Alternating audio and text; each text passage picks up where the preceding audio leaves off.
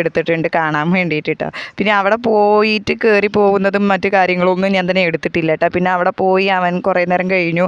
പിന്നെ മോന് ഡ്രസ്സൊക്കെ ചേഞ്ച് ചെയ്തിട്ട് അവനും നാത്തൂൻ്റെ ഹസ്ബൻഡും കേട്ടോ മച്ചാനും കൂടി ഇരുന്നിട്ട് അവനെ കളിപ്പിക്കുകയായിരുന്നു. പിന്നെ ഞാൻ അങ്ങനെ ഓരോരോ വീഡിയോ ഗോഷ്ടികളൊക്കെ കണ്ടി തുടങ്ങിയിരിക്കുകയായിരുന്നു കേട്ടോ. പിന്നെ നോക്കുമ്പോൾ എൻ്റെ ഓയിൽ സ്കിൻ ആയതുകൊണ്ടാണ് തോന്നുന്നു മോൾക്ക് ഒരുമാതിരി ഉണ്ട്. അപ്പോൾ അതും കൂടെ ഒന്ന് ഇങ്ങനെ ചെക്ക് ചെയ്തുകൊണ്ടിരിക്കുകയായിരുന്നു കേട്ടോ. അപ്പോൾ എല്ലാവരും ഉണ്ടായിരുന്നു അവിടെ.